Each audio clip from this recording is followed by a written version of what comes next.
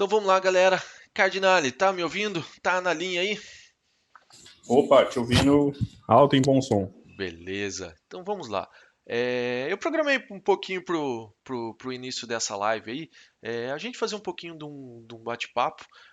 Eu sei que você tá sem câmera, mas tranquilo, a galera é, vai te ouvindo, né? Vamos fazer um pouquinho de um bate-papo aí, de quem somos nós, né? Como que a gente chegou aqui? Eu vou começar aí comentando um pouquinho da minha carreira, né? É, como que eu cheguei a estudar Buffer Overflow, que, assim, um assunto, digamos assim, um pouco diferente. Não é todo mundo que gosta, a galera geralmente vai para web, vai para algumas outras áreas, né? E como que eu cheguei a esse cara, né? E o porquê eu estudei, parei para estudar esse cara especificamente, hoje é a linha, assim, uma das coisas que eu mais gosto aí dentro da segurança ofensiva. É, eu tenho aí alguma carreira na área de TI, já faz mais de 20 anos aí dentro da área de TI, né? E até um fato curioso, eu estava esses dias recebi um alerta ali numa das redes sociais de uma foto de um evento, de um RoadSec que eu participei em 2012, né? E apareceu a foto lá. E quando eu olho na foto, eu vejo na foto um grande amigo que é o Major Eder, né? E naquela época, em 2012, eu não conhecia o Major, não tinha a mínima ideia desse grande profissional, né? Eu estava lá junto com o Marcos Prestes, que é um outro amigão, que provavelmente daqui a pouco deve estar entrando na live aí também. A gente estava nesse evento e eu recebi o alerta da foto. Eu só fui conhecer o Major Eder 5 anos depois, né? Quando eu fui fazer um treinamento de CH pela empresa. Então eu estava atuando como infraestrutura, coloquei no budget, enfim, para fazer aquele treinamento de CH. E foi ali, né, em janeiro de 2017, que começou a minha jornada dentro de Offensive Security. Até janeiro de 2017, eu não tinha a mínima ideia do que era Metaxploit, por exemplo. Eu não tinha a mínima ideia de como fazer um exploit. Eu nunca tinha feito um SQL injection, né? Eu sabia que existia, mas nunca tinha feito essas coisas. Em 2017, no curso ministrado com maestria aí pelo grande Major Eder, eu comecei a ter o contato com essa coisa toda, né, com essa questão de OffSec. Fiquei ali de 2017 até janeiro de 2018 sem tempo, não consegui parar para estudar. E uma semana antes de vencer o meu voucher da CH, eu falei, vou dar uma estudada nesse negócio, o voucher está perdido, então vamos tentar a prova, né? Fui, passei no CH e ali eu comecei, tomei cada vez mais gosto pelo negócio e comecei estudando aquilo. E, e aí, março para abril ali de 2018, eu resolvi fazer uma transição de carreira, né, no qual eu larguei uma função gerencial dentro de uma multinacional, né, para que a gente pudesse estar atuando com Offensive Security. Aí foi que eu resolvi fazer o SCP e depois fiz o SCE, enfim. Aí eu comecei a estudar esse negócio. E antes de começar em toda essa carreira, uma das coisas que sempre me intrigou, uma das coisas que eu falei, cara, não sei por quê, não sei, não consigo explicar o porquê, mas um negócio que sempre ficou na minha cabeça é: um dia eu vou aprender a fazer buffer overflow. Por que buffer overflow? Não tenho a mínima ideia. Não sei. Eu falei, um dia eu vou aprender e quero gostar desse negócio. E no período de estudo da USCP, tem uma máquina lá que é com buffer overflow, então tem os conceitos do buffer overflow vanilla, pá, pá, pá. Então eu comecei a estudar buffer overflow ali em abril, maio de 2018. Tomei tanto gosto pelo negócio que venho cada dia mais estudando esse assunto, cada dia mais tentando aprimorar e tentando passar um pouquinho do conhecimento para vocês que estão acompanhando aí. E no meio dessa jornada aí de curso, de estudo, disso e aquilo, a gente acabou trombando aí com o Cardinale que tá junto com a gente aí na live, né? A gente só tá sem o vídeo dele, mas ele tá aí. Tá quietinho porque eu tô falando, eu sou um tagarela, falo pra caralho, né? Então a gente se esbarrou, Né? E quando surgiu esse CVE, eu comecei a estudar. Eu falei, eu vou fazer esse negócio. Buffer Overflow, vamos tentar se matar por esse negócio. Conversei com o Anderson da Lely Security, por sinal, outro grandíssimo profissional, né, que foi o que estava ministrando o curso pra gente. Falei, cara, será que esse CVE é da Liga? Ele falou, cara, vai lá, estuda, vale a pena. E a gente começou a estudar. Aí o Cardinale começou a trocar ideia, começamos a trocar ideia. Ah, vamos fazer, vamos. E a gente construiu praticamente esse exploit junto, né? Cada um na sua casa, cada um fazendo a sua metodologia, mas a cada passo que nós íamos evoluindo, a gente ia trocando ideia. Pô, cara, descobri isso, descobri como fazer isso, descobri que eu tenho que alterar aquilo, descobri que eu tenho que alterar assado. Ah, eu acho que é por esse caminho. Não, cara, não é por esse caminho, é por aquele caminho. E a gente foi trocando essa ideia, né? E saiu esse exploit. Aí ele vai comentar também um pouquinho com vocês. Na verdade, tem um videozinho aqui, até ou eu posto o vídeo, ele comenta aqui com vocês, a gente vê aí no decorrer da live. Como ele fez com algumas diferenças. Eu escrevi o exploit todo em Python, ele já foi escrevendo em C. Né? Ele começou. Qual foi a linguagem mesmo que você começou, Cardinal? Cara, eu comecei com Perl, Uhum, até conseguir, pelo menos, trigar a vulnerabilidade, né? aham, Até trigar ela no ponto exato e ter o controle das estruturas, tal, que a gente vai mostrar, né? Eu fiz em Perl. A massa. partir do momento que eu conseguia trigar e ter um certo controle do aplicativo que eu ia controlar, eu passei para o C. Legal. Então, aí um pouquinho que ele fez um pouquinho diferente, né? A gente sabe que teve algumas outras pessoas aí ao redor do mundo, tem alguns outros casos que foram, um cara principalmente que foi também fazendo junto, então ele ia fazendo e ele ia postando um vídeo que ele conseguiu, a gente, cara, se o cara conseguiu, a gente consegue, ia atrás e lutando, né? Ele soltou o release do exploit algumas horas do nosso exploit, né? Que a gente trabalhou e depois, óbvio, a gente melhorou o exploit e fomos trabalhando, mas o legal é assim, a questão não foi lançar antes ou lançar depois do cara, a questão foi fazer o exploit. Sem ter dicas, sem ter ninguém, sem ter outro exploit para ter base. Então, assim, buscando um negócio assim, para mim, foi assim, super massa. E eu tenho certeza que pro Cardinale também foi assim, top a experiência. Né, Exato. Vou até complementar o que você já falou. Foi realmente um aprendizado muito grande e eu acho que fazer o curso do Kernel Exploitation, né, conhecer você, as pessoas, o Anderson, eu acho que deu uma coragem para tentar, né? Porque o Anderson ele falava muito também, né? Não, você tem que tentar, tem que desbravar. E foi exatamente isso que a gente Uhum. fez, né? Como o Maverick falou. E a gente deu muita cabeçada, meu. A gente precisou, acho que o Maverick vai passar, mas a gente precisou debulhar o código do sudo, recompilar ele, precisou entender como ele funciona, as estruturas, como que o código utiliza as estruturas, que estrutura que ele seta, o campo de cada estrutura, como ele lê, onde que, a partir do controle de uma estrutura que eu tinha, como que eu consigo, só tendo controle da estrutura, obter controle da execução do código. Né? Isso foi Massa. um pulo do gato e a grande dificuldade que a gente passou, né, Maverick? Muito massa. Foi exatamente isso, cara. Foi top. Mas vamos parar de blá blá blá e vamos pro que viemos, vamos para brincadeira aqui. Então, eu não costumo jogar muito slide também, mas algumas coisas são necessárias para a gente mostrar. Uma pegada já que eu quero comentar com vocês é assim: essa live tem um roteirinho, mas se a gente sair do roteiro, anyway, eu quero mostrar para vocês como foi o processo de exploitation.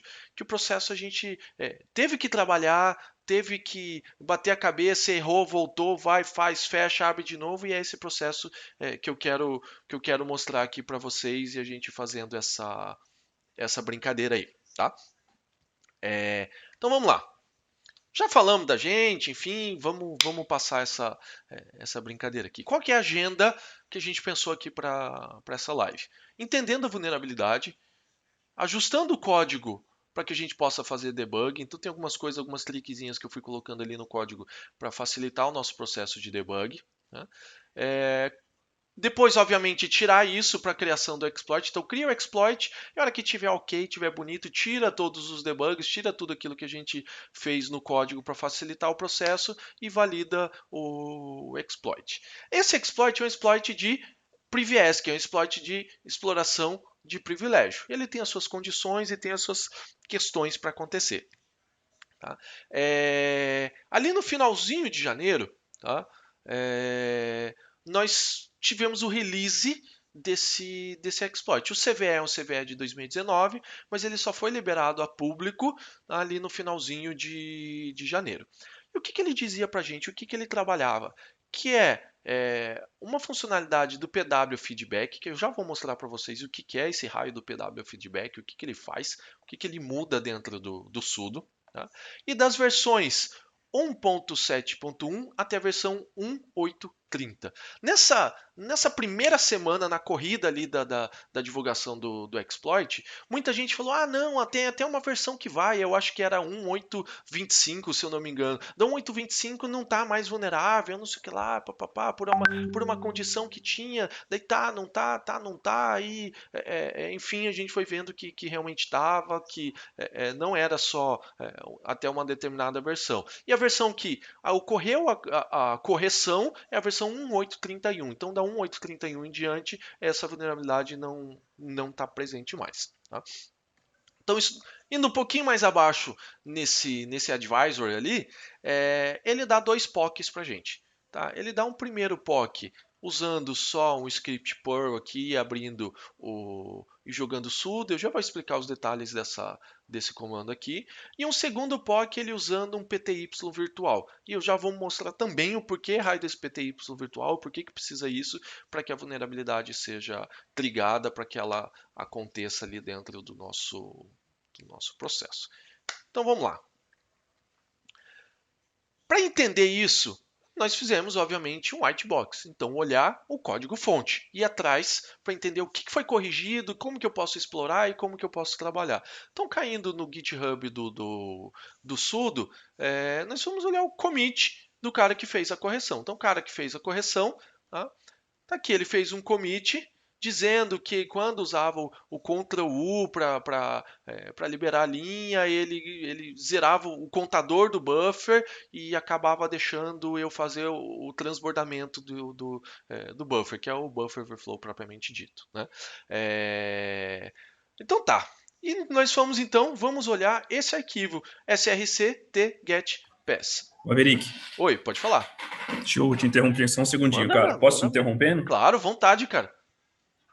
Pessoal, antes da gente desbravar no código aqui com o Maverick, só apontar uma coisa importante. Para explorar o sudo, essa vulnerabilidade em questão, ela é um pouco facilitada, entre aspas, porque ela é uma white box, como o Maverick falou. O que significa isso? Que a gente tem acesso ao fonte. Tá? Tem muitas vulnerabilidades que você não tem acesso ao fonte para explorar. E aí você precisa mergulhar no assembly. Tá? Não foi o caso dessa vulnerabilidade. Por sorte nossa, porque a gente tem acesso ao código, o sudo é aberto, e a gente conseguiu ver um diff de código. Isso permite com que a gente tenha muito mais entendimento do que está acontecendo, nome das variáveis, contexto. Isso é muito importante quando se explora, saber o contexto de onde estão as variáveis, estruturas, e permite a gente ter exatamente o conhecimento de onde está a variável que a gente está explorando. Onde ela fica dentro do binário. Se ela fica na stack, fica na heap, se ela fica na BSS, que a gente vai ver, uma vez que vai passar. Então, isso também facilitou bastante para a gente conseguir fazer esse exploit aí dentro de um tempo até que rápido, tá? Manda ver, cara. Isso aí mesmo, cara. Fique à vontade, o palco é seu também, então fique à vontade para interromper, tem uma contribuição, um negócio legal, vamos colocando. A ideia é essa, é trocar informação, trocar figurinha, tá? Como eu tô com a tela inteira, só uma questão prática, um entre aspas prático aqui, aproveitando o ensejo, eu tô com minha tela inteira em algumas outras telas aqui, tá? Então eu não tô acompanhando todo o chat ali. Mas aí no finalzinho a gente pega e vai voltando o chat, então vamos olhando ali para ir tirando as dúvidas de vocês, tá? Mas como o Cardinal falou, cara, é extremamente facilitado pelo fato da gente ter acesso ao código-fonte. Vocês vão ver que tem uma porrada de coisas que a gente tem que fazer, olhar a estrutura de memória, né? Quando eu compilo o código com símbolo de debug, facilita pra caramba o negócio, porque eu posso olhar as structs, fazer algumas coisas ali que a gente vai fazer. Eu vou mostrar para vocês como a gente vai fazer essa brincadeira ali. Tá? Então, olhando aqui o diff, ou seja, aquilo que tinha antes da correção e depois da correção, eu posso ver algumas coisinhas aqui que o local onde o cara fez a correção é dentro da função getLN. Então tem uma série de coisas, uma série de tratamentos que ele fez. Eu não vou entrar em todos os detalhes aqui do tratamento, mas a gente vai ver isso no código e qual é o código vulnerável aqui que tá acontecendo ali. Tá? Então, essa é a parte legal da brincadeira. Né? Aí tinha, começou a surgir, eu já comentei com vocês, começou a surgir alguma coisa, até uma versão X é vulnerável, da X em diante não é vulnerável. Por quê? Porque tem um código, né, até uma versão X que tinha o sudo terminal F e um não tinha e o outro tinha. Eu vou mostrar a diferença dos dois códigos e o que isso vai impactar lá na frente. Então, também gerou essa dúvida, a versão primeira do exploit é vulnerável, outra não é, por causa do virtual TTY, né, que é uma das questões que eu vou mostrar aqui também para vocês. Então, ele tem uma diferença aqui entre os dois até a versão 1.8.5 P1 para as versões subsequentes e até a última versão vulnerável, que é a 1.8.30, que é a versão que nós vamos trabalhar aqui no nosso processo de exploit. Então, vamos sair da tela aqui e vamos pro nosso cara aqui. Deixa eu só deixar aqui no fundinho esse cara aqui, vamos lá. Bom, o que eu tenho aqui? Eu tenho meu servidor, então na primeira tela aqui eu tenho meu servidor, tá? Então se eu digitar ifconfig aqui, tá o IP dele, 92.168.255.77, tá? Aqui eu estou como root nesse servidor, então é o servidor que nós vamos explorar, tá? Ele é um Ubuntu aqui, tá? Um 16.04 aqui. Então esse é o servidor que nós vamos explorar. E aqui eu estou logado nesse mesmo server, tá? Então ipconfig, ifconfig, ou Windows, 192.168.255.77. E vamos dar uma olhada na premissa desse exploit. Dentro do arquivo sudoers, eu quero um cat, eu quero um vi, quero editar. Dentro do arquivo sudoers, essa função, essa opção aqui, PW Feedback, é uma função não padrão. O que ela faz? Deixa eu desabilitar ela aqui. Desabilitado. E eu vou nesse meu usuário aqui, tentar dar um sudo aqui. Sudo ID. Então ele pede a senha. Conforme eu vou digitando a senha, nada vai aparecendo aqui na tela. Dou um Enter, ele dá se a senha está certa ou está errada. Então vamos cancelar aqui. Quando eu coloco essa opção, quando eu coloco esse parâmetro aqui, o que ele faz?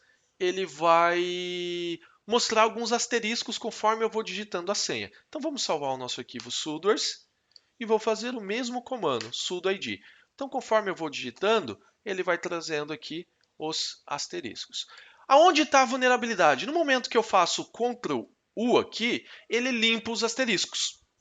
Então, ele volta. E eu posso digitar de novo. Ctrl U, digitar de novo. Ctrl U, digitar de novo. E assim por diante, no processo de eu limpar essa tela. Para quem já teve curiosidade algum dia de estudar, sei lá, um keylogger ou alguma coisa disso, cada caractere que eu passo, que eu digito no meu teclado, inclusive os especiais, Ctrl U, Ctrl A, Ctrl E, enfim, assim por diante, ele tem um hexadecimal dele, ele tem um valor decimal que é aquilo que é passado pelo nosso processador. E o Ctrl U não é diferente. Então ele é a base aí, digamos assim, do nosso processo de exploit. Então vamos tentar entender, vamos entrar agora no código, agora que a gente viu a premissa para o funcionamento, então eu tenho que ter esse parâmetro funcionando, vamos entrar agora no processo de analisar o código propriamente dito desse cara. Então aqui no código, eu baixei a versão do código do sudo da versão 1.8.30, ou seja, antes do patch, antes da correção. Tá? Então eu vou deixar um pouquinho aqui para vocês. Ó, tá aqui estão aqui os links. Tá? Depois eu posso colocar aqui no link do chat. Na verdade, eu vou fazer melhor. Vou fazer aqui, ó. Vou pegar esse cara aqui. Vou abrir aqui. Dontpad.com live Maverick. E vou colocar aqui esses links. Então, quem quiser pegar, basta acessar essa URL aqui, dontpad.com live Maverick, e tá lá os links. O que eu tenho de link aqui? Tenho o nosso exploit final, tá? O alerta da vulnerabilidade, a URL do commit, que é aquilo que a gente acabou de mostrar no PowerPoint, o link do GitHub para que a gente possa baixar a versão 1.8.25 e o link do GitHub para a gente baixar a versão 1.8.30. Então vou acessar esse link aqui só para vocês darem uma olhada aqui.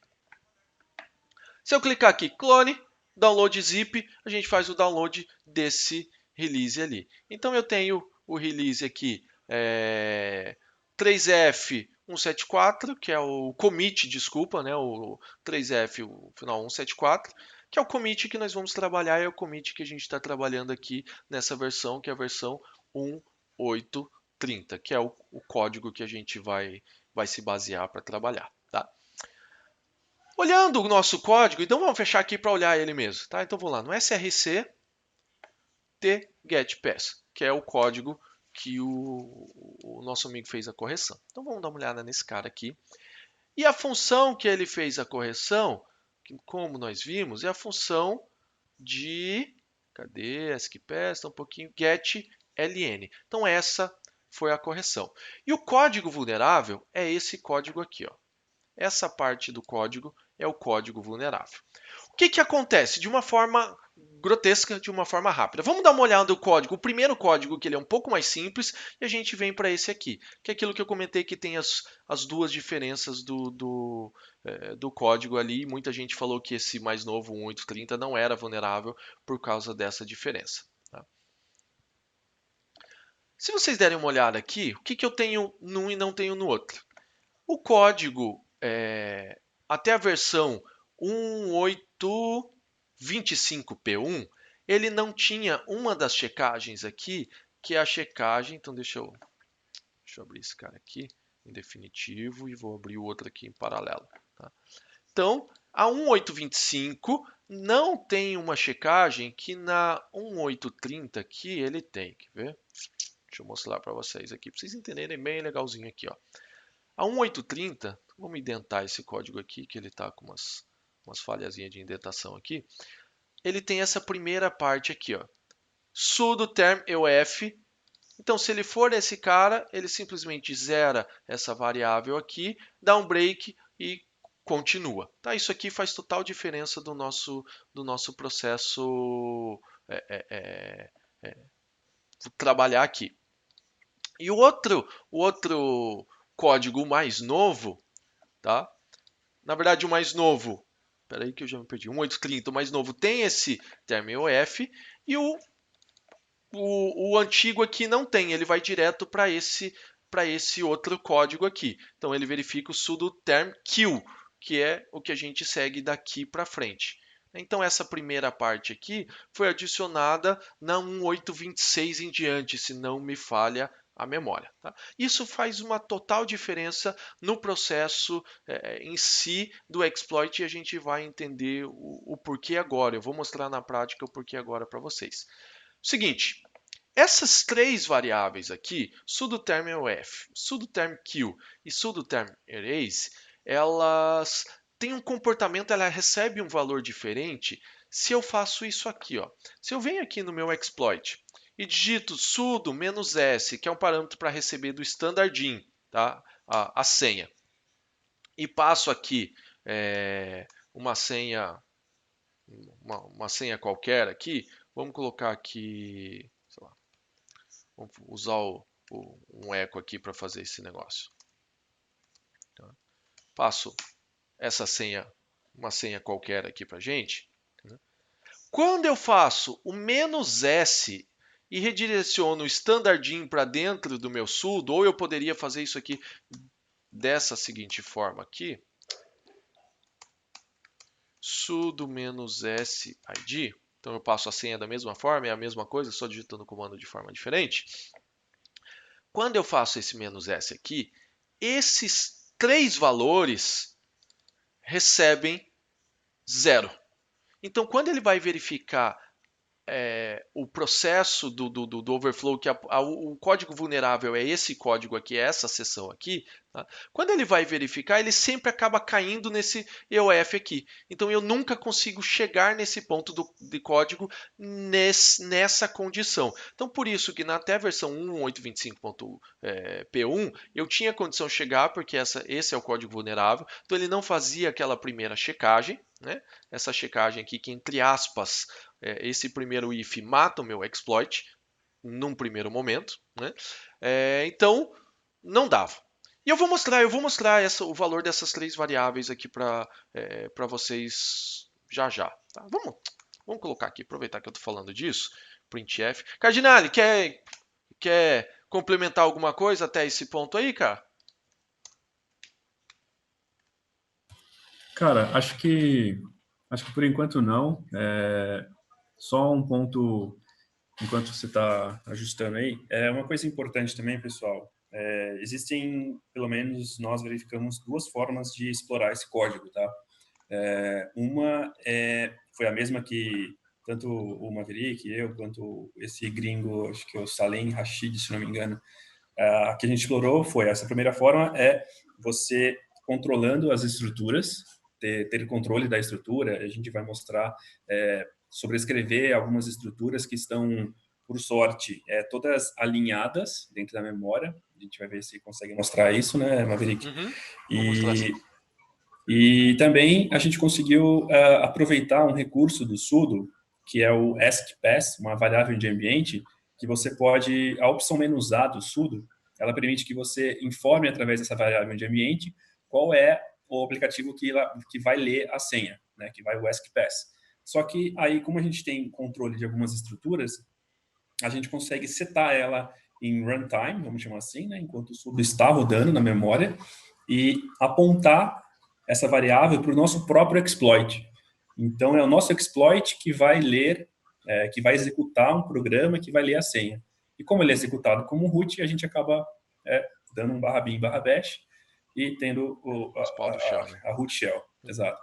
Só que, e tem uma segunda forma, que é mais difícil e mais chata, por isso que ninguém fez, que é sobrescrevendo toda a estrutura, todas as estruturas que estão alinhadas na memória, até você chegar no hatch da função da stack. Só que aí é chato, por quê? Porque você tem vários controles do sistema operacional que bloqueiam você. Por exemplo, o ASLR, que você não sabe onde que ele randomizou aquele processo naquele momento. Tem os stacks canaries, que também dificultam a exploração. E outras, se você roda com outras proteções tal, e enfim, isso é muito chato, muito difícil. Então, essa estratégia de usar os próprios recursos do sudo foram, assim, fundamentais para a gente conseguir sucesso nesse exploitation. Top. Vamos lá então, vamos continuar, galera. Então o que eu fiz aqui? Eu só escrevi alguns prints, tá, para mostrar em tela o valor dessas três variáveis aqui, para mostrar a diferença para vocês. Eu estou enfatizando bastante até esse momento a diferença do 1.825 para o 1.830. Tá? Então eu salvo esse cara aqui, vou jogar para a minha máquina lá, então faço um R5 lá. E aqui eu vou no meu código, make e make install. Vamos rodar esse cara aqui. Rodei, instalou. Eu tenho que sair daqui e abrir de novo. Estou na máquina novamente. Então vamos executar aquele mesmo código que nós fizemos aqui, o sudo "-s" e o id. Aqui ele mostrou o valor que ele recebe aqui desse... Na verdade não é um P, eu fiz um código errado aqui, desculpa, eu não quero P aqui, eu quero um decimal, tá? Porque ele não é um ponteiro, eu quero o valor decimal dele. Falha minha aqui. Deixa eu jogar esse código de novo lá. fazer a instalação, sai do Fusca, entra no Fusca e vamos executar de novo. Bom, beleza, cheguei aqui. Então eu tenho o valor desses três caras. Se eu passar só o sudo direto, sudo ID, e digito a minha senha aqui, notem, olha o valor que eu recebo aqui. Ó. Sudo term OF é um valor decimal 4, sudo term Q, valor decimal 21, e sudo term erase, valor decimal 127. Só que quando eu faço o redirecionamento com "-s", para ele receber a senha através do standardin, ele deixa essas três variáveis zeradas. Tá? Então, por isso que a gente usa aquela outra técnica, que é a técnica do redirecionamento do TTY virtual. Deixa eu mostrar isso aqui já para vocês, o redirecionamento do TTY virtual. Eu tenho umas colinhas dos comandos aqui, mas isso está lá no processo do exploit. Tá? No processo não, no advisor do exploit. Então, se eu der uma olhada aqui, o advisor do exploit, ele tem aqui exatamente esse cara aqui que a gente vai fazer. A única coisa que ele usou Perl, eu usei Python. Tá? Então, a única diferença é essa. Então, o que eu faço aqui? Eu crio um PTY virtual. Onde está esse PTY virtual? Barra tmp PTY. Quando ele for chamado, ele vai executar esse comando aqui, que vai trigar a vulnerabilidade. E agora eu faço sudo "-s id". Não preciso "-s", deixa eu só checar aqui. Preciso "-s" sim. "-s id", e eu passo aqui o /tmp, o PTY virtual. Quando eu faço isso aqui, notem, olha o que aconteceu. Mesmo fazendo o direcionamento de um standardin com "-s", como o standardin, da onde ele veio a informação, é um PTY virtual, ele mantém os valores ali das variáveis, sudo term 4, que o term 21 e assim por diante. E isso é um fator decisivo para a gente conseguir fazer o exploit na última versão, na versão 1.8.30. Né? Então, na última versão vulnerável, né? Melhor falando. Tá? Por quê? Porque a gente viu, se eu pegar esse mesmo código e fizer um outro tipo de redirecionamento, né, que é o que a gente fez aqui em cima, né, com o exemplo do eco aqui, ele não funciona porque ele cai esse zero aqui. Então, tudo isso que eu falei até agora é só para mostrar que a versão 1.8.25 era vulnerável incondicionalmente, qualquer uma dessas condições ela era vulnerável, então eu não precisava passar um PTY virtual, mas já na versão 1.8.30 ela é necessário que eu passe esse PTY virtual, porque senão ele não funciona. Então eu preciso fazer esse processo. Tá? Para facilitar o nosso processo de debug, para não ter que toda hora gerar um PTY virtual, enfim, e assim por diante, né?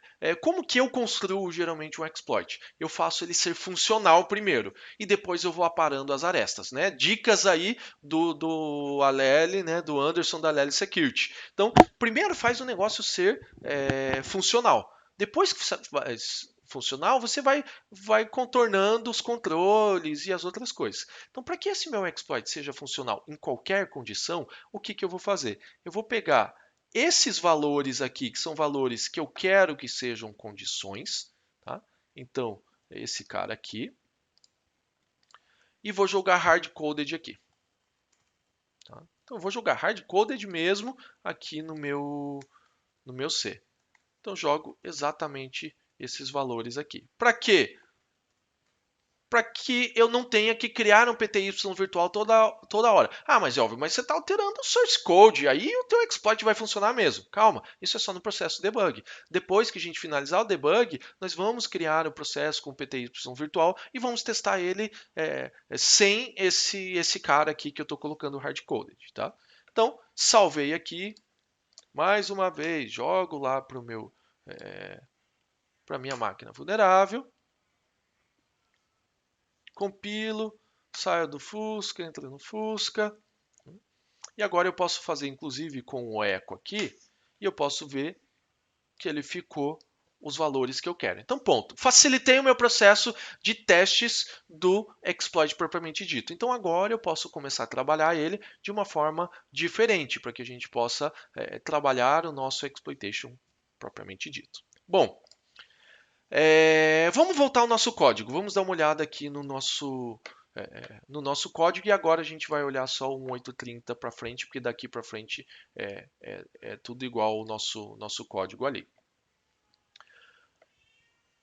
O processo vulnerável é o processo, né, essa parte da função aqui. Basicamente, qual é a vulnerabilidade que ela tem aqui? Tá? Não vou entrar no detalhe do código. A vulnerabilidade é que quando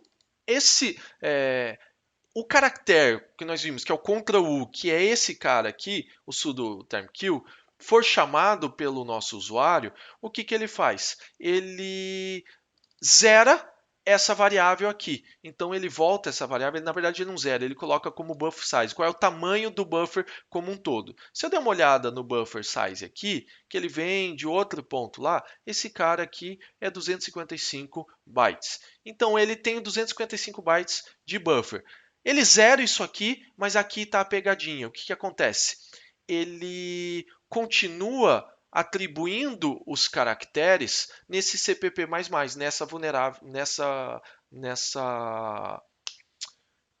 variável aqui. Então, ele zera o tamanho do buffer, porque vai ter um momento que ele vai controlar se o buffer é maior ou não, que é nesse caso aqui, ó, se o CP é maior que o buffer. Então, ele zera o left ali, mas ele não zera aqui embaixo. Então, ele continua incrementando, ele vai incrementando dali para frente. Então, toda vez que eu passo o sudo kill term, o que acontece? O meu array vai sendo incrementado, vai sendo jogado em memória e a gente vai estourando, vai fazendo o buffer overflow.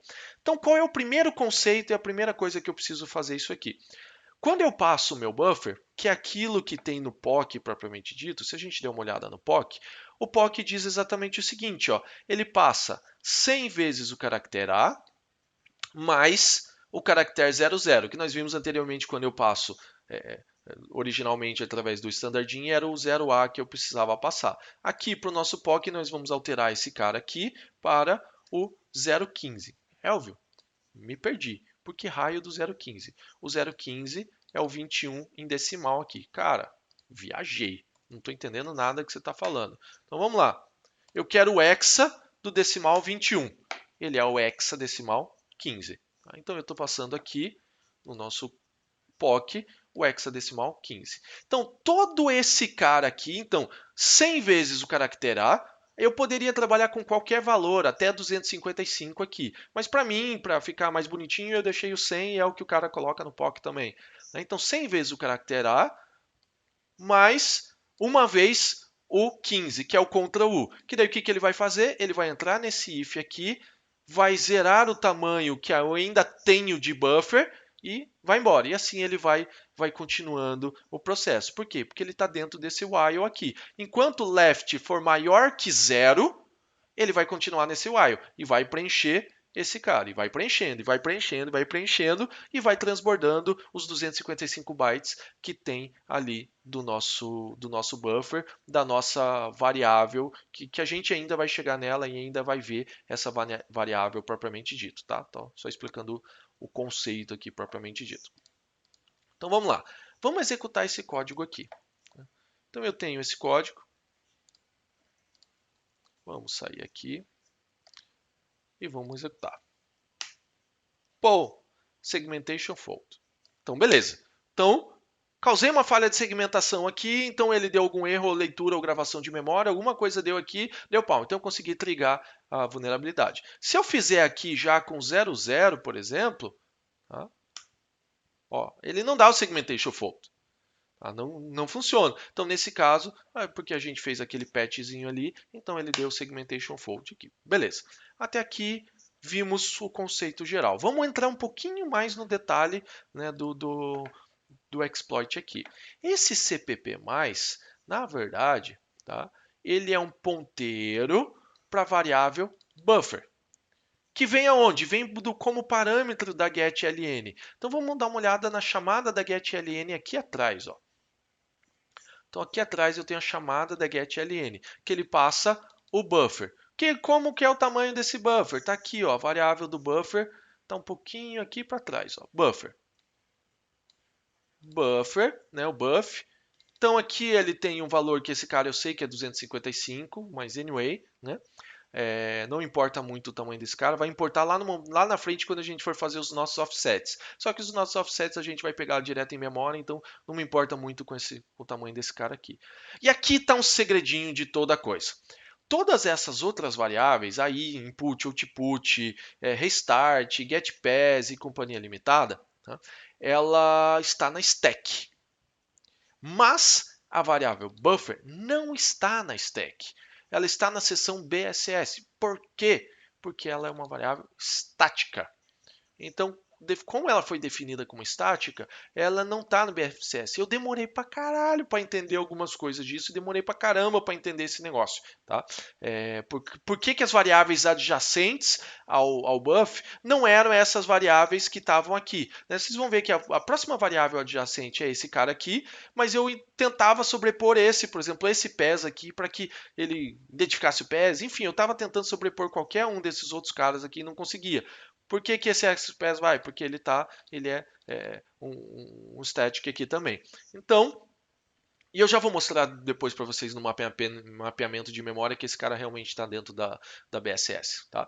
Mas então esse é o segredinho da coisa. Então ele vai preenchendo essa variável e vai fazendo o transbordamento, o buffer overflow das variáveis adjacentes aí, tá?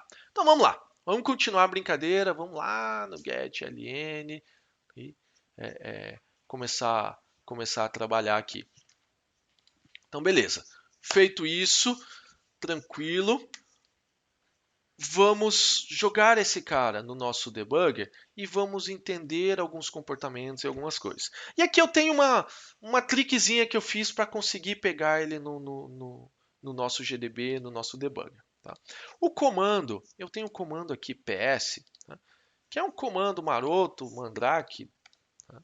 Que vai mostrar somente o PID da execução do sudo. Ó, não tem nenhum aqui. Então eu vou digitar um sudo aqui, ID. Então ele está esperando que eu digite a senha. E eu verifico aqui. Então se eu só dar ps, lx, pipe, grep, sudo, eu vejo aqui que eu tenho sudo ID, PID 1008. Então esse comando meu ps aqui, ele vai pegar somente esse cara aqui. Para quê? Para que eu possa executar esse comando aqui, o gdb-p, que é passando o PID do processo. Ou seja, eu vou anexar o meu gdb no processo que está rodando aqui. Ah, Elvio, mas por que você não roda o GDB direto aqui como root? A gente está tentando fazer um sudo. Se eu rodar o GDB como root, o sudo tem um outro fluxo de código que identifica que eu estou como root, então ele não precisa fazer checagem novamente. Então o sudo tem que estar rodando no contexto do usuário. Né? Mas, Deixa eu, manda lá, cara. Manda ver aí. deixa eu fazer uma contribuição aí dentro disso que você falou, que é muito importante. Quando a gente vai debugar um software que está com o SetUID, com o SurgeBit ativado, a gente tem uma pequena, grande dificuldade, porque, por padrão, o GDB ele dropa os privilégios do binário, só que ele vai rodar como root. Para você analisar a memória disso, é um pouco chato. A gente apanhou bastante, né, Maverick, para a gente conseguir debugar isso de uma forma normal, vamos chamar assim, né, como se fosse um binário comum, qualquer. Então, como o GDB ele dropa esses privilégios, isso dificultou bastante para a gente montar esses comandos, essas manhas que a gente está falando aqui. Parece que foi super rápido, super fácil, né? Só que a gente quebrou a cabeça por semanas para conseguir fazer isso, tá? Foi bem, bem louco. Então, continuando aqui. Então eu pego esse GDB com o output desse comando. Se eu anexar ele aqui, então eu estou rodando o GDB como root, então ele tem permissão para anexar no outro binário. E o binário está rodando como contexto do meu usuário, então ele vai continuar com o contexto do meu usuário. Rodo isso aqui, ele deu um erro ali, não tem problema, mas eu consegui anexar nesse meu processo aqui. Então aqui eu vou fechar só o processo, porque era só mostrando o porquê desse comando. E agora eu vou fazer o meu segredinho e começar o propriamente dito processo de exploitation. Então esse é o primeiro comando que eu executei, que fez o segmentation fall. E eu faço o seguinte, nesse comando aqui, eu coloco um sleep antes aqui. Por que o sleep?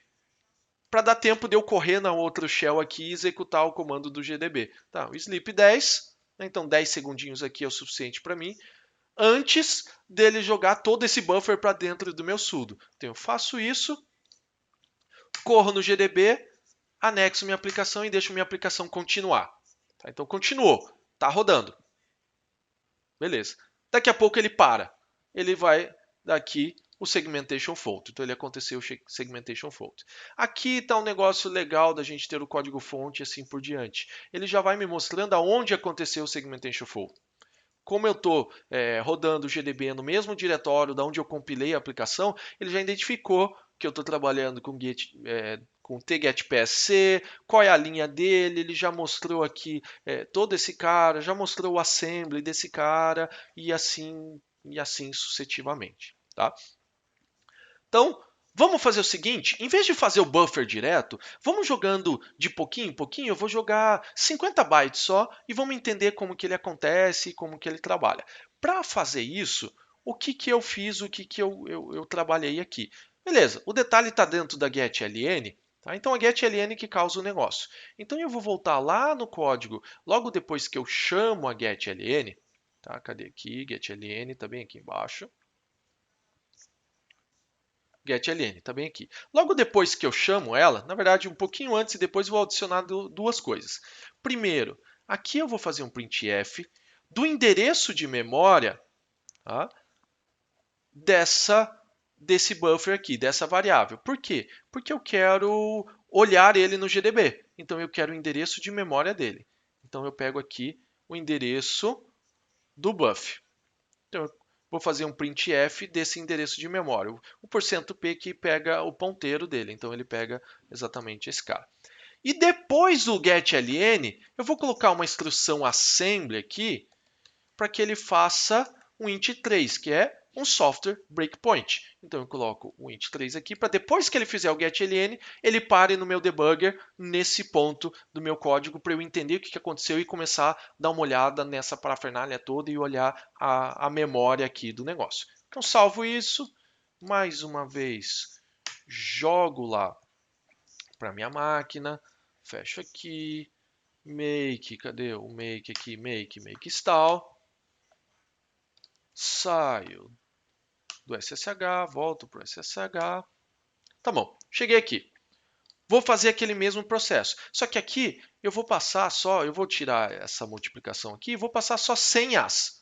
E depois o Ctrl U ali, o caractere que é trigger do nosso negócio ali. E pronto, é isso que eu vou passar. E eu vou dar uma olhada na memória nesse ponto, antes de estourar o negócio como um todo. Tá? Então eu vou deixar o comando do GDB no esquema, executo o sudo, comando do GDB e deixo continuar. Por quê? Porque eu sei que tem um software breakpoint lá na frente. Então, quando passar os 10 segundos que ele mandar o buffer, fez o getln, ele vai parar no breakpoint. E é exatamente isso que aconteceu e eu consigo ver aqui. Ó, ele parou exatamente depois da instrução do int3. E eu vejo aqui o endereço do nosso buffer, aquilo que a gente mandou printar. Eu mandei printar o endereço do nosso buffer. Então, o que eu faço? Eu pego esse endereço, copio ele e executo aqui x barra 200x. Eu quero 200 posições de memória a partir desse endereço desse buffer aqui. Então, ponto. Ele trouxe aqui. Isso é a coisa mais importante aqui do nosso processo, é a gente entender tudo isso aqui. Por quê? Aqui está a memória. Como a gente falou, esse cara está dentro da BSS, então está dentro da área de memória de endereços estáticos. E esse cara aqui é tudo aquilo que são as variáveis adjacentes ao meu buffer. Então, meu buffer começa aqui, nessa posição de memória, e vai até esse cara aqui. Então, meu buffer aqui tem 255 bytes, que vai daqui até esse finalzinho aqui. Então, nós vimos que nós passamos 100 bytes, então está aqui os nossos 100 As. 41 aqui é o nosso A, então está aqui os nossos 100 As. Então, vamos fazer o seguinte, eu passei 100 bytes e eu vi que ele chegou até aqui. E eu consigo ver na memória que logo depois eu tenho um ASCII-Pass, eu tenho alguma coisa que ele não conseguiu traduzir, ele não conseguiu entender aqui o que, que ele é. Depois eu tenho uma sinalização, enfim, tem algumas outras coisas aqui que são variáveis que estão lá na memória e que a gente vai sobrepor ela, porque nós vamos ver que o cara que a gente quer sobrepor está um pouco mais para baixo aqui. Mas o que, que eu quero mostrar agora? Eu quero chegar e sobrepor até mais ou menos esse ponto aqui. Então eu vou passar mais alguns bytes, né, para essa aplicação aqui. Então eu saio da minha aplicação, saio do meu GDB e aqui eu vou passar para ele. Então eu passei 100 bytes. Eu vou passar então 500 bytes. Vamos ver o que, que acontece, né? Então eu vou passar 100 vezes 5. Lembrando que esse caractere aqui ele não entra na contagem, porque ele é um caractere que não vai para o nosso buffer, como a gente viu no código ali atrás. Tá? Então, feito isso, executo, jogo o GDB, mando continuar e deixo ele alcançar ali o nosso breakpoint. Alcançou o breakpoint, faço a mesma coisa, x barra 200x, pego o meu endereço de memória, jogo aqui e dou uma olhada nele. Então, olha aqui, ó, olha que coisa linda. Nosso buffer está aqui, extrapolei o nosso buffer, atribuir coisa aqui no ASCII-Pass, atribuir coisa aqui na sinalização. Tá? Essa sinalização aqui deu dor de cabeça para mim e para o Cardinale que vocês não têm noção. E eu já vou mostrar o porquê. Cara, eu particularmente me bati, e eu sei que ele também, a gente se bateu nessa sinalização pra caramba. Por quê? Porque um pouquinho aqui na frente no nosso código, ele trabalha com essa variável, ele trabalha exatamente com algumas coisas que estão dentro dessa variável. E pela arquitetura dele, qualquer coisa que eu passasse aqui nessa variável que não fosse zero, ele dá crash na aplicação. Então, nesse ponto aqui da nossa posição de memória, então esses bytes aqui da sinalização, nós vamos ter que passar zero. Então vai ter que ser zero aqui. E aí está um negócio legal, eu consigo fazer isso. Eu consigo fazer da forma com que está, da forma com que está estruturado, eu posso passar zero. Então, eu sempre falo nos meus cursos, nas coisas, falo, cara, zero, zero é no byte, você nunca vai passar ele. Então, eu falo que 99% das vezes. Aqui é desse 1% que a gente pode passar o nosso zero, zero e nós vamos ver isso aqui, tá? Deixa eu fazer um complemento, cara. Manda pau. O sudo, para a gente conseguir atingir esse ponto, o Maverick lá no começo ele colocou a opção "-s" e está mostrando isso. Essa opção "-s" é fundamental para a gente conseguir jogar o null byte nesse fluxo de dados, nesse stream de input. Se não tiver a opção "-s", a gente não consegue chegar, primeiro, nesse ponto que a gente precisa do código, de onde está a vulnerabilidade, e segundo, que a gente não consegue jogar um null byte, porque ele entende como um fim de string, como o Maverick acabou de falar, e a gente não consegue explorar. Então, essa opção "-s" é fundamental para a gente conseguir chegar até esse ponto. Isso, como ele falou, é realmente uma raridade dentro do mundo de exploitation, porque geralmente você utiliza o padrão da estrutura de term.io, né, que é termius, term.io, que é a estrutura por onde define o layout das entradas e saídas e tal. E o null byte é o fim de linha, né? Então, isso foi realmente fundamental para a gente atingir a exploração. Manda lá. Top. Então vamos lá. Chegamos aqui nesse ponto que a gente conseguiu sobrepor. Então, vamos dar uma olhada e vamos tentar entender um pouquinho mais da aplicação aqui. Então a gente viu que já conseguiu fazer o overflow bonitinho. Então tá, consigo explorar. Agora, o que daqui eu tenho que alterar? O que eu preciso trabalhar? Tá? Quando eu faço algumas flags, e deixa eu mostrar aqui alguns parâmetros para vocês do sudo. Se eu der uma olhada no mando sudo, tá?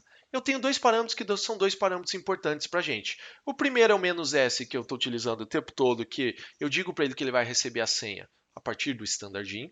E o segundo parâmetro é o "-a", que é o tal do ASCII-Pass. Para que o "-a" funcione, o que o "-a" faz? Ele direciona a chamada de senha para uma outra aplicação externa. Em vez de ele tratar a chamada de senha, ele adiciona para uma outra estrutura externa. E nós vamos criar uma aplicação para mostrar como ele funciona, porque ele dropa o privilégio dessa chamada de função para o privilégio do usuário que está executando o sudo e não do root. Mesmo ele tendo SUID, ele dropa esse privilégio. Então vamos dar uma olhada aqui. Eu criei um código aqui chamado checkUID. O que esse código basicamente vai fazer? Ele vai salvar nesse arquivo texto, tmp check, essas duas variáveis aqui. Então eu já tenho ele aqui, ele já está compilado, ele está no meu /tmp. /tmp, tmp checkUID. E agora eu vou dar um cat tmp check.txt. Então tá lá. Qual é o privilégio? Vamos remover esse arquivo aqui, tmp check, e eu vou executar a mesma aplicação aqui, checkUID. E eu posso dar um cat novamente aqui. Eu vejo que ele pegou o UID do usuário que está executando. Tá? Então essa aplicação é para só mostrar qual UID a gente vai executar. E agora vamos para o checkpass. Como funciona o checkpass? Para eu atribuir uma outra aplicação, que no caso vai ser essa aplicação aqui. Então primeiro eu vou remover esse arquivo texto. E aqui eu tenho um export. Eu tenho que passar para o sudo esse export. Então ele vai procurar numa variável de ambiente da minha máquina essa variável aqui, sudo underline askpass, que vai dizer qual é a aplicação, qual é o programa que ele vai, que o sudo vai chamar para pedir a senha do usuário. Então eu faço essa atribuição, então eu atribuo o valor ali no sudo askpass e eu coloco sudo -a e o id, que é o comando que eu quero executar. Quando eu faço isso, ele disse lá que nenhuma senha foi passada, blá, blá, blá, blá, blá, blá. Quando eu dou uma olhada no cat tmp check, tá ali, ó. Ele dropou o privilégio do meu usuário. Então, eu acabei de excluir o meu arquivo aqui. Ele executou de novo. Então, ele dropou o privilégio do meu usuário. Então, apesar de ser um binário com SUID habilitado, o filho dele, o processo filho dele, não veio com a permissão SUID. Ele veio sem, porque o sudo faz esse tratamento. E se nós dermos uma olhada no código, exatamente, ele faz esse tratamento. Tá? Então, aqui está um dos segredos. Então, a gente vai fazer isso aqui. Mas é óbvio, a vulnerabilidade, vocês falaram que está no "-s", e de repente eu tenho que usar "-a", então esse é um dos segredos, e essa é uma das coisas que a gente tem que sobrepor. O nosso código, ele faz uma checagem aqui em cima, se está setado uma flag de askpass, se tiver setado, ele cai nesse ponto do código aqui. Tá? E depois ele vem para esse ponto do código aqui, que é o mais importante. O que ele faz? Ele muda o fluxo de execução da aplicação para esse cara aqui. E ele não executa nada daqui para frente. Ele para. Ele vai morrer essa função nesse ponto do nosso código. Então ele vai direcionar para dentro da nossa aplicação. Se a gente der uma olhada a gente já vai dar uma olhada nessa função aqui, a gente vê que ela dropa o privilégio do usuário para o usuário que está executando o sudo propriamente dito. Então aqui está um segredinho. Primeira coisa, nós vamos ter que, em tempo de overflow, então no momento que a gente estiver fazendo overflow, sobrescrever essa variável flag, que por sorte ela está em memória e é uma das coisas adjacentes. Tá? Ela também foi um negócio que deu bastante trabalho para a gente achar. Tá? Então deixa eu mostrar ela aqui para vocês. Então eu vou executar o sudo, vou executar aqui o gdb, mando continuar e vamos mostrar esse cara aqui. Então parou ali, mais uma vez, x/200x, pego o endereço de memória, executo ali. Eu sei, tá? Mas não necessariamente você sabe. Essa variável da flag, ela está bem aqui, ó. É exatamente esse cara aqui que hoje tem um valor 2. Elvio, caraca, mano, como que você achou isso? Fui testando, fui olhando e fui olhando o que que é esse valor 2 aqui. Esse valor 2, se nós dermos uma olhada aqui, deixa eu pegar primeiro esse sudo SQPS, não, pegar essa, essa, essa flag aqui.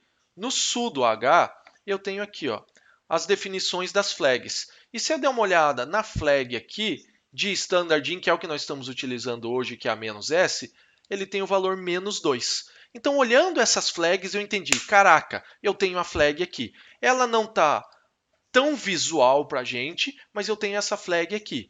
Né? Então, o que, que a gente vai fazer? Eu vou pegar agora exatamente esse endereço de memória. Então, pego esse cara aqui e pulo 4 bytes. Para a gente fazer o x barra, pode ser 200x mesmo, não tem problema. Então, pego aquele endereço mais 4. Por quê? Porque se eu pegar o endereço, eu estou pegando essa posição de memória, tá? Que é o signo mais 256. E eu quero pegar essa posição de memória aqui. Então, quando eu faço isso, ele mostrou aqui que isso é a flag. Ele conseguiu fazer o parse e conseguiu entender que isso aqui é a variável de flag. Então, legal. Então, esse é o cara aqui. Então, esse é um dos caras que eu preciso atribuir, que eu preciso sobrescrever. Por quê? Aqui no getPass, essa função tGetPass, ela é executada a cada tentativa de senha. Então, se eu der uma olhada no meu sudo aqui, deixa eu fechar aqui o sudo e eu vou executar aqui, sudo id. Ele pediu uma vez a senha, eu digito, dou um enter. Ele pede de novo a senha. Na verdade aqui ele deu pau porque ele está com int3, com breakpoint. Mas ele pede de novo a senha ali. Então, como ele pede de novo a senha, ele entra de novo nessa função aqui. Então, se eu conseguir alterar em tempo de overflow essa flag, na segunda chamada dessa função, eu posso direcionar o meu fluxo de execução para o ASCII-Pass. Mas isso não basta para o nosso overflow. Então, primeira coisa que eu preciso fazer, e eu vou anotar aqui. Tá? Então, eu preciso alterar a flag, tá, para o ASCII-Pass. Então, essa é a primeira coisa, e nós vimos em memória que eu tenho como fazer isso aqui. Continuando dando uma olhada em memória, logo depois, o que, que eu tenho um pouco depois do ASCII-Pass? Uma variável chamada userDetails. Tá? Vamos executar o sudo de novo aqui. E vamos dar uma olhada nesse userDetails, que muito me interessa esse cara aqui. Beleza, parou ali. Então, x barra 200x. Pego esse cara. Então, tá bom. UserDetails, eu estou exatamente nessa posição de memória aqui. Esse UserDetails, ele é uma struct. Tá? Então, se eu verificar aqui um ptype aqui, então lá, ptype struct UserDetails. Então, o nome da variável, eu tenho aqui uma struct para esse cara aqui. Então, eu consigo passar aqui um parse desse cara aqui. Deixa eu ver se eu lembro de cabeça. Eu não lembro o parse desse cara. Eu tenho ele aqui. Deixa eu copiar para vocês. Que o comando do parse é um comando gigantesco aqui e eu esqueci de copiar e colar ele aqui. Mas eu tenho ele aqui. Não se avexem. Vamos pegar, export live, check, cadê esse carinha aqui? Cadê? Eu acho que está até aqui no meu exploit final que eu passei para vocês. Exploit pronto. Cadê o parse desse cara? Não está o parse aqui. Então deixa eu ver se eu lembro o parse aqui de cabeça. Tá? Então é print. Cardinal, você lembra o parse aqui de cabeça? Eu sei que eu tenho que fazer se eu não me engano, é esse cara aqui. Tá? Pego. Acho que a minha tela está um pouquinho atrasada em relação ao que você está falando. Eu não. Ptype, então user detail. Acho que se você der. Não é Deixa eu... o print pretty? Pretty? Não é. Eu tenho que fazer o parse desse cara aqui. E eu não lembro o parse de cabeça. Deixa eu conectar numa. Não está ligado na minha máquina também. Então vamos pegar aqui. Eu tenho que fazer o. Eu não lembro como que faz o parse. Deixa eu Acho que se pegar. você der só o print na user details, ele vai mostrar qual é o type dele. Não, ele mostra o type. Ah, ele mostrou. Perfeito, tá aí, ó. Ótimo. Legal. Não preciso fazer todo o outro parse. Legal, obrigado. Ele tem um comando gigantesco ali para fazer também, mas eu não lembro de cabeça. Então, o que eu fiz aqui? Eu peguei user detail, tá? Eu não sei se eu printar pelo endereço de memória. Deixa eu ver se eu printo pelo endereço de memória. Se eu não me engano, ele mostra também. Não, no endereço de memória ele não mostra todo parseado ali. Tá? Mas quando eu pego user detail, que é o nome da variável que está naquele endereço, e a gente pode olhar na memória aqui, eu tenho algumas informações aqui. PID, UID, EUID, GID e assim por diante. Então isso aqui faz parte da struct que nós vimos aqui, ó, user details, que eu tenho todos os offsets dela, tudo bonitinho. Eu falei para vocês que aqui, quando ele vai fazer o sudo askpass, tá? O que ele faz? Ele dropa o nível do usuário do cara. Cadê o askpass? O sudo askpass está lá para baixo. Cadê sudo askpass aqui? Ele faz um dupe aqui, deixa eu achar aqui onde que tá. Ó, ele vai fazer aqui um set UID para o ID do usuário. Então ele vai pegar o ID do usuário, aqui, ó, aqui na frente, ó, user ID, então set GID e set UID. Então ele dropa o ID do processo que ele vai chamar, do processo que ele vai fazer o fork dele para dentro pro PID do usuário. Então se eu alterar esse GID e esse UID para zero, automaticamente eu consigo fazer com que quando ele for dropar para o usuário, ele não drope para o usuário, ele deixe em zero, que é o ID e o GID do usuário root. Então essa é a segunda informação e é a segunda coisa que eu preciso sobrescrever. Então quando eu olho em memória aqui, eu tenho que sobrescrever o quê? Eu tenho que sobrescrever a flag e depois eu tenho que sobrescrever os primeiros bytes aqui dos detalhes do nosso usuário. Então, GUID, UID e assim por diante. Porque quando ele for chamar o segundo processo, que é aquele processo que a gente criou, aquele C que a gente viu ali no barra TMP, ele chame ele como root. E a partir daí a alegria está feita, porque daí você pode fazer qualquer coisa. Porque o processo é teu, ele vai estar como root, você pode adicionar uma linha no sudo, aí você pode dropar um barra bin, barra bash, enfim, você pode fazer o que quiser.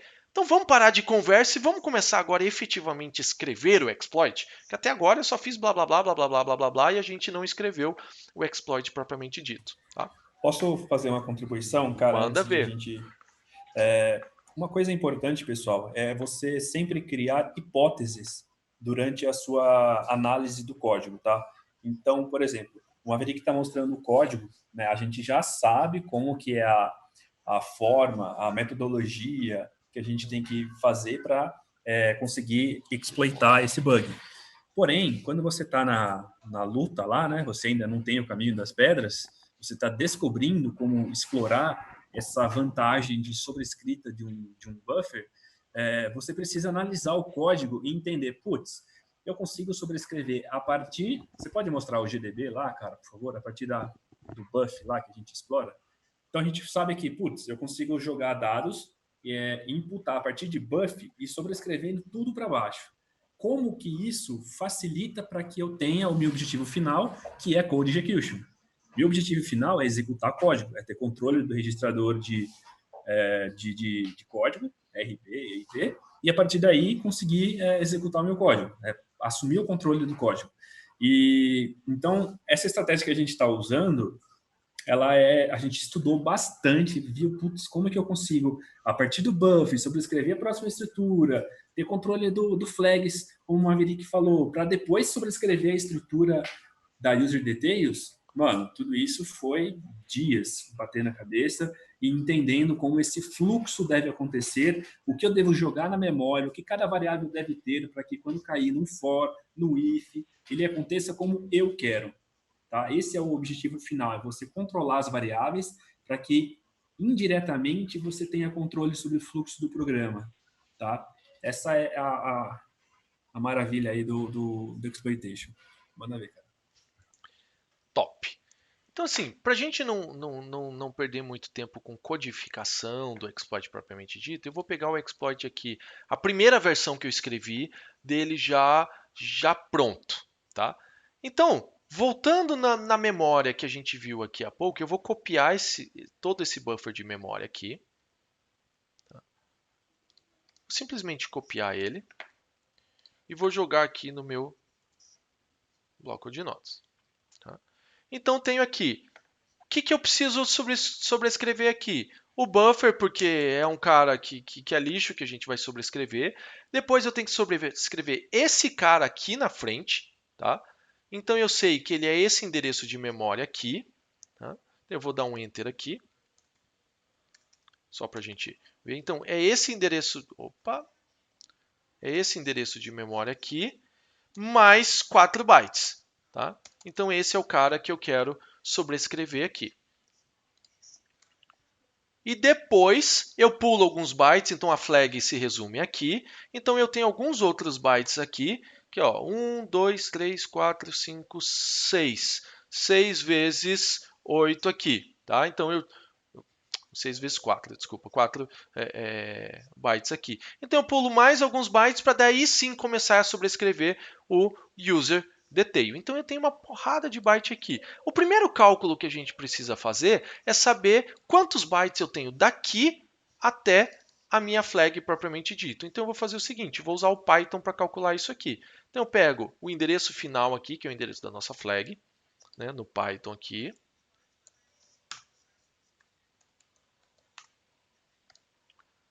Colo, né? Então eu vou pegar esse cara aqui, menos o valor inicial, que é o valor do primeiro byte do primeiro endereço de memória ali. E colo aqui. Então eu sei que eu tenho exatamente 548 bytes do endereço inicial até a minha flag. Então, daqui, até a flag, são 548 bytes. Tá? Então, peguei todo esse cara aqui. Então, é isso que eu tenho aqui. Então, se eu for olhando aqui, o meu exploit, ele sobrescreve, ele vai jogando um monte de 100 duas vezes, 156 para preencher só o buffer. Depois ele preenche o ASCII-Pass, né? Depois ele preenche aqui o que ele preenche aqui depois. Enfim, ele vai preenchendo, até chegar nas flags. E aqui está uma outra pegadinha, uma outra brincadeira. Se eu olhar as flags, então vou pegar aqui o getPass, então vamos dar uma olhada nessa flag aqui. A flag que eu quero subscrever, então eu quero subscrever o 02 por 04. Tá? Só que, se vocês lembrarem, o nosso cara que é trigger, um dos caras que fazem parte do nosso exploit ali, ele tem um caractere 4. Então, um caractere 4 é um bad char para mim. Eu não posso passar ele no meu buffer, porque se eu passar ele, ele vai cair nesse ponto do código. Aí fudeu, desculpa o palavrão, mas aí fudeu. Se o 4 é bad char, eu não posso passar, porque senão ele vai cair nesse ponto do código e que vai trancar tudo e cagou meu código. Como que você vai jogar essa flag ali? Como que você vai trabalhar com essa flag? Olhar o código, meu caro Pardal. Vamos trabalhar aqui. Como que ele verifica aqui? Ele verifica com com esse cara aqui, is7. Então ele pega a flag e verifica se a flag ASCII-Pass está setada. Vamos dar uma olhada no definition disso aqui. Esse is7, ele faz o quê? Ele pega os dois valores, a flag, que é a nossa variável, e a flag que a gente quer checar, que é o ASCII-Pass, que tem valor 4, e faz um AND entre os dois. Legal isso aqui. Então quer dizer que se eu tiver aqui em hexa 0x04 e 0x04, então vou fazer um AND 0x04, qual é retorno? 0x04. Então é assim que ele verifica. E vamos dizer que a flag que está em variável ali, que está num valor qualquer, é o valor, sei lá, FF. Olha o resultado. O resultado continua sendo 0,4. Por quê? Porque ele faz um E entre esses dois. Então o E só vai dar resultado se os bits forem iguais. Então vamos dar uma olhada em outros dois binários aqui. 0x, 0,4. Binário dele. Primeiro bit 0, segundo bit 0, terceiro bit 1. Vamos dar uma olhada no binário de uma outra função, de um outro número, 5. Primeiro bit 0, segundo bit 0 e terceiro bit 1. O E lógico, o AND, só vai retornar aquilo que os bits forem iguais. Então vamos fazer um E lógico do 5 aqui, vamos ver se isso aqui funciona. Pá, 0,4. Então, opa, faço um escape aqui desse bad char. Então, ao invés de eu mandar 0,4 como flag, eu vou mandar o 0,5 e seja o que Deus quiser. Então, aqui no meu código do exploit, no local da flag, eu mando 0,5 ao invés de mandar 0,4. E aqui ele tem que estar invertido, porque é little endian, blá, blá, blá, blá, blá, blá, e assim por diante. Depois, adiciono todos os outros bytes que vão, né? Então, aqui eu sobrescrevi a flag aqui e depois eu tenho que passar mais alguns bytes aqui até chegar no ponto do user detail. Então, é isso que eu faço aqui. Então, eu tenho aqui esse struct do user detail, então preencho alguns bytes aqui até chegar nos pontos do user detail, que é o quê? UID, então sobrescrevo o UID com 0. Por quê? Porque eu quero que ele suba o privilégio para o privilégio de root. E o UID preencho com 0. GID preencho com 0. Depois faço um sudo QTerm, que é uma variável que eu coloquei aqui, só que tem o barra 15 aqui, né? E está pronto. Fechou. É isso o nosso exploit. É isso que a gente vai fazer. Tá? Com isso, quando esse exploit for executado, ele vai cair na segunda chamada da função, dessa função aqui, tGetPass, que ele vai rodar ela de novo, ele vai cair dentro do fluxo do AskPass. Então, ele vai cair dentro desse cara aqui, porque eu sobrescrevi essas variáveis em memória. E, por sua vez, a gente sabe que ele vai pegar da onde o executável que a gente vai jogar, da variável de ambiente. Então, vamos testar, vamos ver se esse negócio aqui funciona, se o Elvinho não está ficando doidão. Então, primeira coisa, vou remover aquele arquivo txt. Vamos ver aqui se ele realmente está lá. Não está, beleza, tranquilo. E aqui eu vou copiar o CP, o meu exploit pronto para o barra tmp. Vou dar uma permissão de execução para ele, barra tmp. E vou executar ele aqui, só executar esse cara aqui, barra tmp, pronto.py. Então, ele mostrou. Por que ele mostrou menos aqui? Porque tem o 00 ali. Então, é só para dizer que ele está executando, que ele está funcionando e bonitinho. Então, aqui, no lugar de eu fazer esse sleep, Python, blá, blá, blá, blá, blá, blá, blá, blá, blá, eu jogo só o que aqui? Eu jogo o nosso barra tmp pronto. Então, eu quero barra tmp barra pronto. Tá? Só que antes de executar esse cara aqui, eu verifico, checo se o meu export está setado. Então, seto o meu export para que ele execute essa aplicação aqui. Jogo esse cara aqui. Vamos mais uma vez dar uma olhada no cat aqui, para ver se o Elvinho não está enganando a gente. Não, não está enganando. Então, como eu ainda estou com int 3 dentro desse cara, eu vou ter que fazer o seguinte, eu vou ter que subir ele no GDB. Tá? E depois eu só dou um continue ali, né? Porque a gente não alterou o código ali. Então, faço isso aqui, entro no GDB, continuo.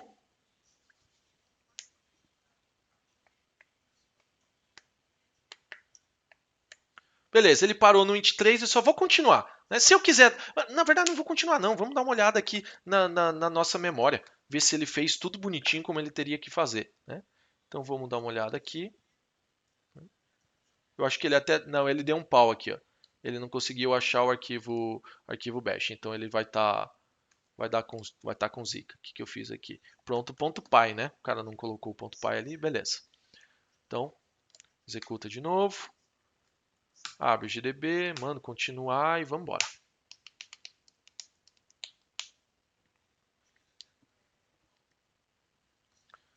Beleza, parou no int3 ali. Então, x 200x, pego o endereço de memória e dou uma olhada no endereço de memória. E vamos testar se tudo aconteceu com sucesso. Então, eu tenho aqui os nossos 41. Tem um monte de zero na sequência, que é um monte de coisa que eu passei com zero.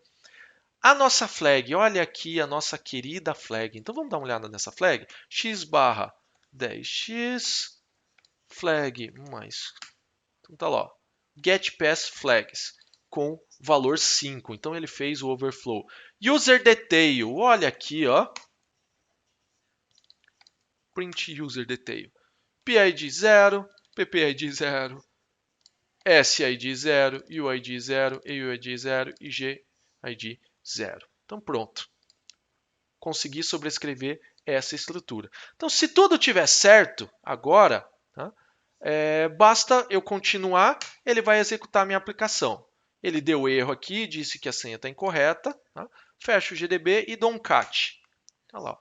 Olha o nível do usuário que ele carregou. Ele carregou agora um usuário com o ID 0. Então vamos evoluir esse cara? Então ao invés de eu chamar aqui no AskPass, em vez de eu chamar esse cara, eu vou criar um script aqui. Deu a louca aqui na hora. Né? Vamos dar um cat no etc sudoers. Então tá aqui o nosso usuário aqui que ele pode a linha aqui que ele pode fazer qualquer coisa. O que eu vou fazer? Vou copiar essa linha, tá? E vou vi barra tmp. Então, inc sudo.sh barra bin barra bash e faço o seguinte, echo. Então eu vou fazer o que? Vou mandar jogar essa linha dentro do sudoers e vou para o meu usuário. Que usuário, cara? Que usuário? Who am I? Usuário teste. Usuário teste. Isso aqui incluo no barra etc barra sudoers. Tá? Então vamos lá. Fiz isso mais uma vez. Cat no sudoers. A última linha lá é o nosso include. Agora, se eu tentar executar com o meu privilégio de usuário, vamos chmod 777/tmp inc sudo. Pego esse cara, tento executar ele ali. Permission denied. Não tenho permissão para executar isso aqui. Então eu só altero agora isso aqui, o sudo askpass, para executar essa minha aplicação aqui. Então esse meu comando. Mais uma vez vou executar o sudo. Eu preciso estar dentro do GDB, né, para poder, porque tem o int3 lá, né, então ele tem um breakpoint, senão ele dá pau. Mas a gente já tira esse int3 lá do nosso código.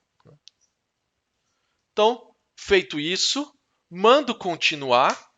Continuou, executou. Beleza, ele diz que não tem senha, blá blá blá. Fecho aqui. Dou um cat no etc sudoers. Olha o que eu tenho na minha linha aqui. E agora, efetivamente, se eu der, sei lá, um sudo su, tem um, dois. Ele vai dar, o sudo vai dar pau porque está com int3 lá, né? Mas agora eu já consigo escalar o privilégio do meu usuário. Essa é a estratégia que eu trouxe para vocês, tá? A gente poderia fazer ele chamar a nossa própria aplicação para popar um barra bin barra bash, não é? Poderia fazer uma série de outras coisas aqui. Tá? Então, beleza, esse é o nosso exploit bruto. Vamos começar a limpar o nosso código agora? A gente fez uma porrada de coisa dentro de código. Então, eu vou começar a limpar, eu vou fazer o processo reverso agora de limpeza do meu código. Então, uma das coisas que eu fiz no meu código, tá? Cadê aqui nosso carinha? Cadê aqui? Cadê? GetLN. Eu estou no código certo? Não, estou no código errado. Vamos pegar o meu código. Primeira coisa, tirar o int3 e tirar o endereço aqui. Depois, vou lá embaixo e tiro o hardcoded ali. Tá? Só vou comentar esse cara. Salvo. Beleza, vou deixar ele printando em tela por enquanto esse cara aqui. Feito isso, mando meu código para lá. Make install. Tiro o valor que eu acabei de adicionar lá no etc sudoers. Então tiro, né, para que ele não tenha. Já que eu compilei ele, vamos executar aqui. Vamos tentar o sudo su. Vou passar a senha. 1, 2, 3, 4, 5, 6. Ó, teste não está no sudoers file. Vamos agora então fazer o nosso exploit? Então eu vou simplesmente rodar o exploit ali, ó, que está pronto, bonitinho, só fazer o sudo askpass. Vou rodar o exploit, agora eu não preciso mais do sleep, porque eu não preciso esperar, não preciso anexar GDB, não preciso fazer nada. Tá? Esse cara aqui não vai funcionar por causa do 00. Tá? Então fiz aqui. Então se eu der uma olhada mais à frente, ó, ele é 00. Então ele não vai funcionar. Então não é esse cara. Então se eu der uma olhada no cat/etc sudoers, não foi. Então o que eu preciso fazer? Eu preciso fazer o virtual lá, o tty virtual, que é esse comandinho aqui. Cadê o raio do tty virtual? Aqui com socat. Só vou alterar ele aqui para ele passar o nosso script ali, que é o /tmp inc sudo.sh. Opa, é inc, não unc. inc-sudo.sh. Então esse é o socat. Jogo esse cara. Tenho a certeza que está exportado para ser esse cara realmente como a execução do sudo askpass. E agora sudo "-s id", por exemplo, abre /tmp pty e eu executo. Opa! Notem, olha o que ele fez aqui. Opa, ele deu permission denied aqui porque o sh não pode ser sh aqui. Tá? O comando, na verdade, tem que ser direto dentro desse cara aqui. Senão ele não deixa aqui. Quando eu vou executar o inc-sudo, ele não deixa. Eu tenho que popar um /bin /bash. Não lembro se eu consigo popar direto o /bin /bash aqui. Vamos testar. /bash. Se ele vai popar e se vai ser interativo esse cara.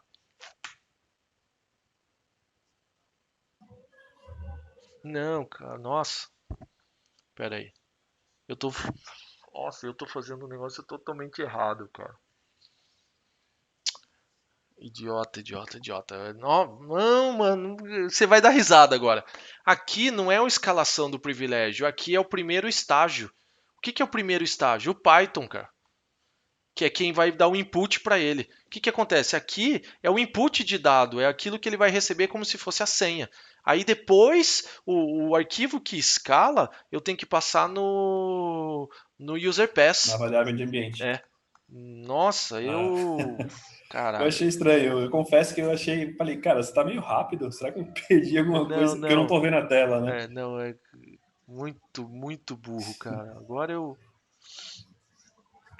Ah, caraca, mano. Tá, então eu vou pegar aqui. Que é o meu exploit pronto. Então aqui, né, no socat, eu passo o exploit pronto. Então, ls/tmp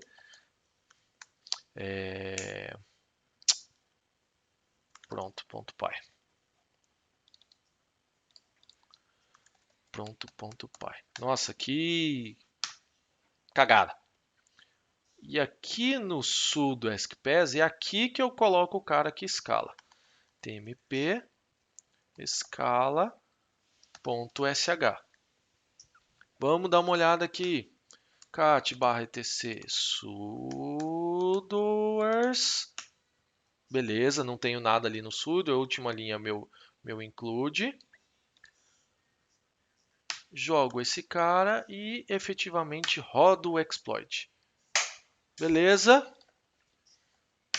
tá lá a linha no meu sudo. E agora eu posso fazer sudo su, tá pronto, sou sudo. Agora sim. Agora sim, né? Agora ficou mais bonito. Um errinho, uma cagada. Mas assim, pessoal, o Cardinal tá aí para dizer. Muitas vezes a gente perde horas e horas e horas dentro de um exploit por um errinho desse. Que você tunelou, não viu e não enxergou que está colocando o parâmetro no lugar errado. Né? Então é um erro Exato. clássico de acontecer. Né? Tem muita coisa executando aqui e a gente acabou. Errando, mas enfim, faz parte, como eu falei para vocês no início da live. Eu vou fazer com chance de dar erro, com chance de dar merda e vamos fazer acontecer. Isso aí. Cardinale, alguma coisa para contribuir aí com a galera? Alguma sugestão aí? Alguma coisa? Eu acho que. Primeiro eu fiquei curioso, cara. Você não quer colocar. Se rodou o Scala jogando o valor no Sudoers, né? Aham. Ah, você quer Você jogar quer. ele para fazer um barra bin barra bash? Isso, vamos? Vamos, claro. Oh, quem tá aqui, Da quem hora tá ver aqui. um. É, Da hora ver uma cerquilha root lá, né, mano? vamos ver aqui. Cadê? Vamos pegar um dos últimos códigos aqui que você mandou. Acho que só preciso colocar o dupe aqui no meio. Cadê o dupe? O último que eu subi lá, acho que já tem. É. Vou pegar o código um pouquinho mais simples aqui, tá? Esse cara. E se eu não me engano aqui, eu posso colocar 0 e 0. Vamos tirar a prova. Vamos colocar 0 e 0 aqui. Então vamos pegar o arquivo C. Scala.c. Limpo tudo. Opa! Jogo esse cara. Barra bin barra bash. A única coisa que eu preciso fazer aqui é tirar o meu cara do sudoers.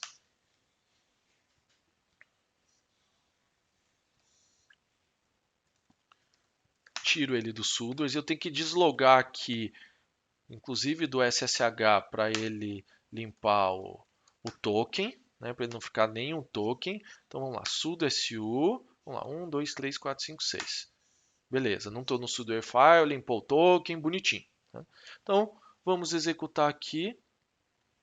Não é mais o scala.sh, é só .scala, só o scala. Vamos compilar ele. Scala, ele deu um warning, mas ele compila, tranquilo. Então é o Scala. O Socat é o pronto. E agora eu faço o sudo. Não, ele deu algum pau aqui. Ó, ele deu um pau e saiu e deu um exit aqui, ó. Tá vendo? Ele executou o barra bin barra bash, mas saiu do processo. Ele saiu porque ele não tem input padrão aberto. Aberto. Será? Vamos colocar o teu A aqui, o A e o E. Aqui. Eu acho que pode ajudar, mas eu não vi o código. Você colocou três dup, pelo menos? Coloquei os três dupes. Ah, beleza. Então eu acho que deve ser o external input, output que tá zoado. Tenta colocar um sleep antes de você chamar o shell, sleep 1. Sei que é porqueira, mas só pra gente não passar mais vergonha aí.